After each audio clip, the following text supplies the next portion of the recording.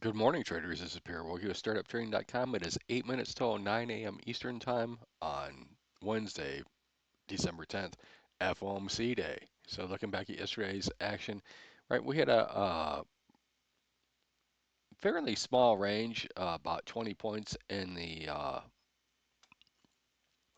ES in the overnight consolidation, and the NASDAQ, was kind of smaller too.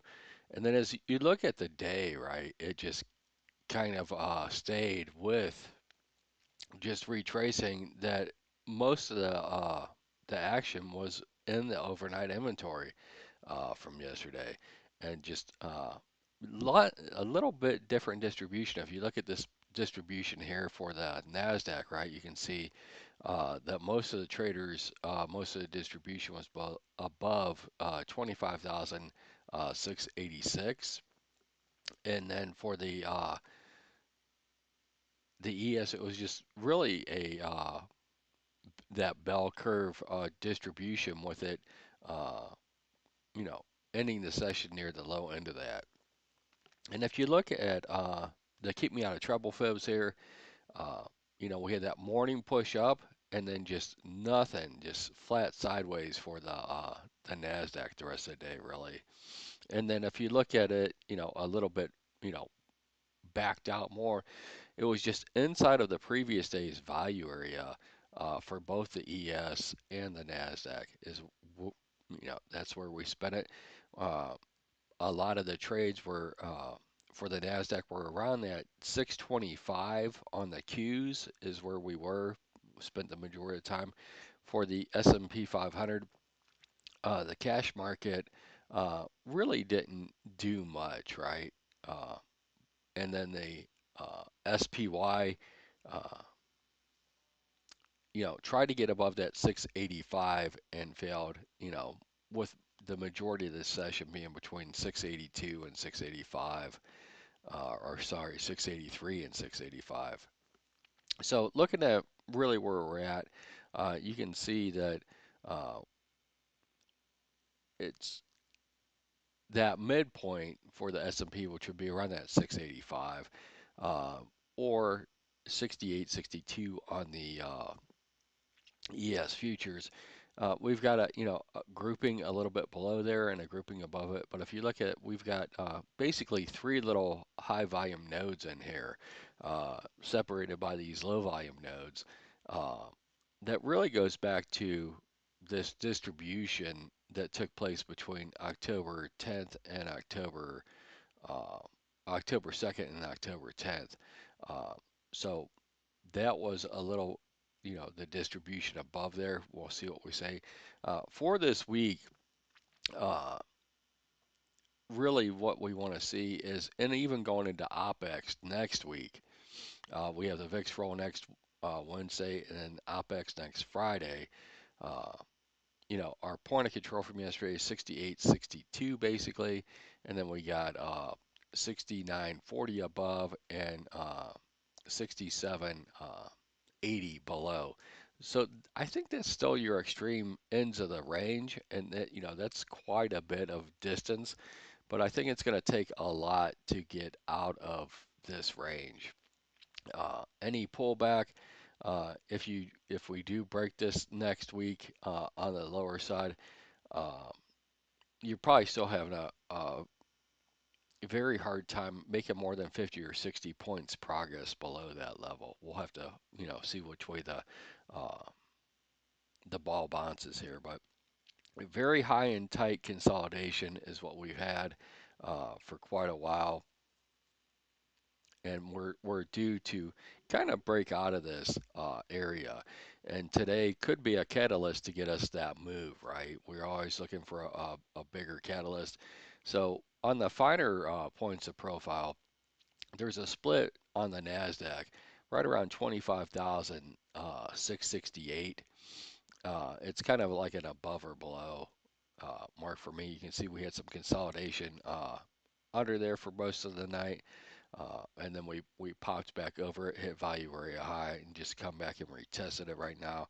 And then to the downside, the bears really want to get below 26,600 on the Nasdaq and 68.31 on the ES. I think those would be the major challenges for the bears. Looking at positioning, there's really not a lot on the cash market as there hasn't been for a week or two. But looking at the SPY, clearly defined markers, right? We're currently trading 683 basically, and that's right where we settled yesterday. So you can see 680 should be support. That's only going to be about 30 ES handles lower, and then 85, which would be 20 ES handles higher. That's your main zone until proven otherwise. Still, if you remember last week, we had a lot of gamma between 680 and 690 with that 685 as a split. It's kind of still the case, but now you've got a little lump at 688, so you might not even be able to get up to 690 at this point in time. We'll have to see. So I would assume that for basic trading, uh, the meat and potatoes should be between 682 and 687, and any time that you're under that, you're likely to revert unless you see us just holding above one of these larger gamma spots for the S&P 500 on the SPY. Looking at the Qs in a similar fashion, right? We closed yesterday at 625. We're currently trading 624.60, so basically unchanged.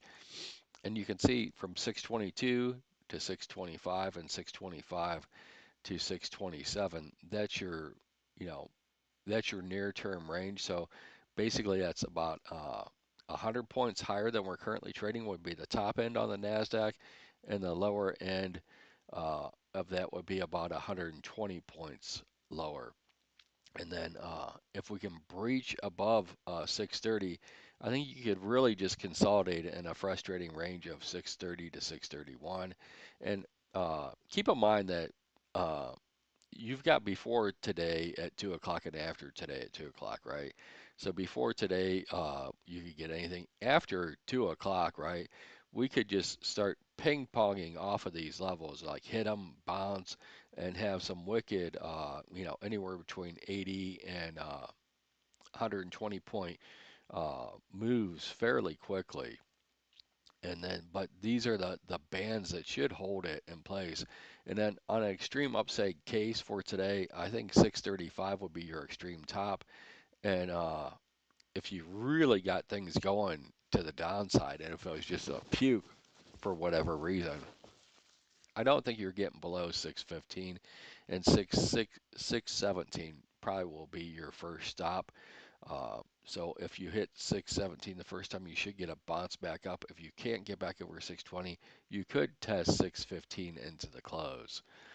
We'll see which way watch the VWAP, watch Jack's, counts of, are we above the piece, or are we above the leg start, are we above the VWAP? I really put a lot of weight into the VWAP myself to see if we're, holding clearly above or below. If we're just oscillating back and forth, it's going to be a chop market.